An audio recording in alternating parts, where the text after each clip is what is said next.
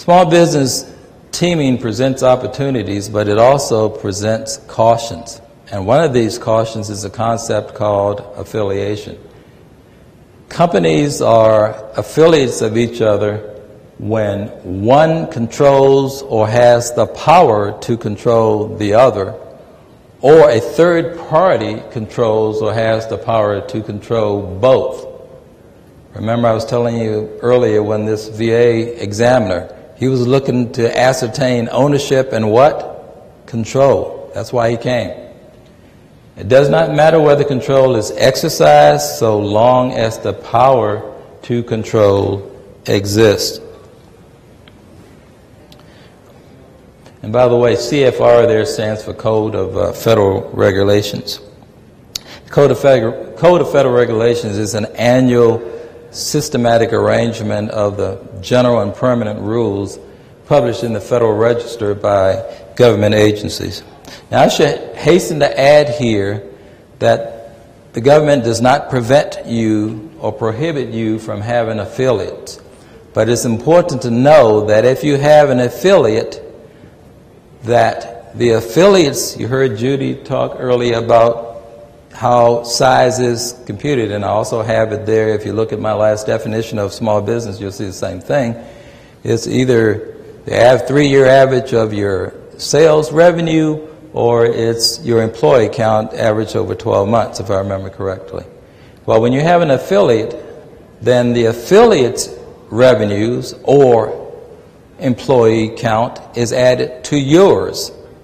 Now, as long as when that's done, you still meet the small business standard for whatever the set-aside contract is, then it's no problem. But you need to be aware that that's one of the cautions, is a word I'll use, for affiliation. There are two types of affiliation. One's general, and the other one is ostensible subcontractor affiliation. General affiliation is typically a relationship that exists outside of the specific procurement. And generally when the SBA finds general affiliation, it applies to all the procurements you have going forward. General affiliation typically is either shared ownership or shared management. Ostensible subcontractor affiliation occurs when the subcontractor controls or appears to control the prime subcontractor relationship. Remember that the prime contractor has privity of contract with the government. Privity of contract means they have the direct relationship to the government. That's what the term means. And that means they're responsible for the overall management of the contract. Whether you're a small business or a large business, if you're a prime, that's your responsibility. This control exists if the subcontractor will perform the primary and vital portions of the contract, or if the prime contractor is unusually reliant. These terms come from case studies the SBA has upon the subcontractor for contractor performance. Stephen Coprince, who's a lawyer, and I have him referenced as a resource to this presentation, says there are several risk factors to avoid when forming a prime contractor team relationship. One of them is division of work.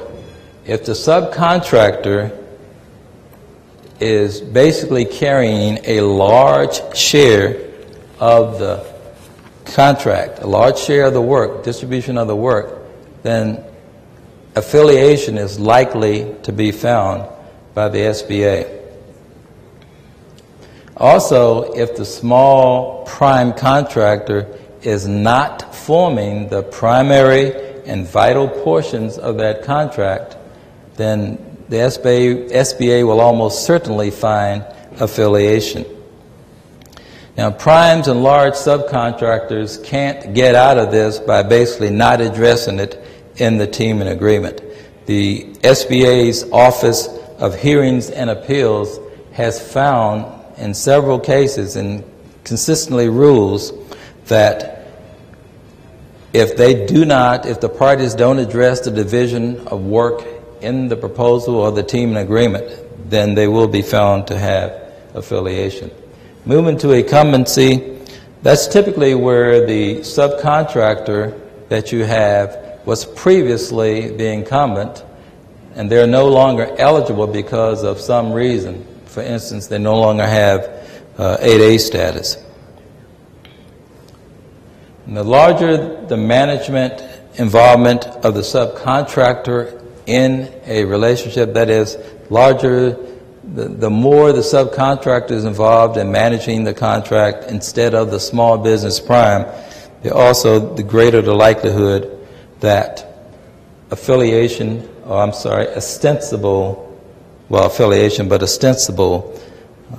subcontract affiliation will be found. Also, you have to be careful in the use of proposal terminology. If the terminology suggests that the subcontractor is an equal or worse lead partner in the contract, then the SBA will also likely find affiliation. Proposal preparation, if the subcontractor is doing the bulk of the developing of your proposal, also likely to find affiliation. And how about the terms of the teaming agreement itself? Anytime that the SBA reviews an ostensible subcontractor affiliation case, it always looks at the written agreement, the written teaming agreement, to see how the parties decided they were going to split work. And so to avoid affiliation, you need to make sure that in that teaming agreement, as a small business, you are the one carrying the load. Also, relative experience and expertise. If a situation exists where the subcontractor has the vital experience, has the bulk of the experience, and the small business prime essentially has little or none, affiliation will also be found in that case. And now again, just to repeat, the reason this is important is because you're competing for small business set-asides, for small business contracts, and to the extent that your affiliation makes you too large for the NAICS standard, the North American Industrial Classification Standard, then you're no longer a small business. Also, the location of the parties. If the work is being run primarily out of the subcontractor's offices, you're likely to find affiliation there.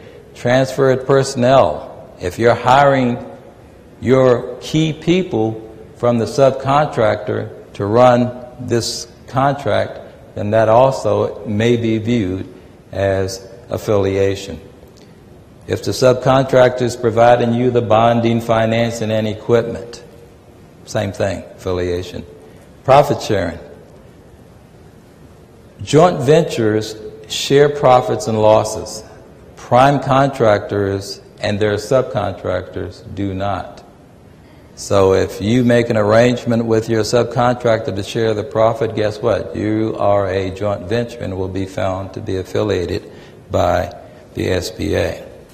So congratulations. You won.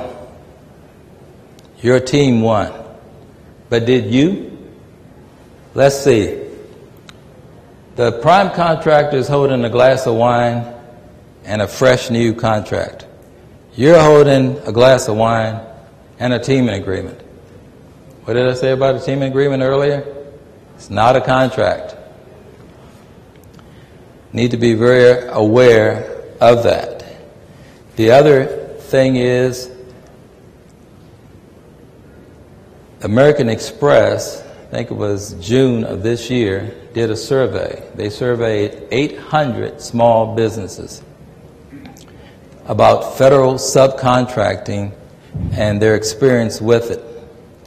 Of that 800 small businesses, more than a third said that they were stiffed, and that's the word they used in the survey, stiffed by their prime, even though they were included in the proposal or the teaming agreement. So my advice is, whenever you're celebrating with your prime, don't drink the wine until you sign the subcontract. So in summary, teaming to win contracts win federal contracts through teaming is a challenge, just like all winning is. There is a trend with respect to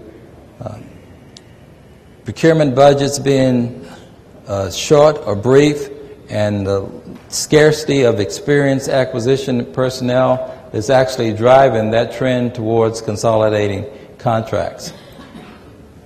However, teaming allows you to compete for the larger contracts.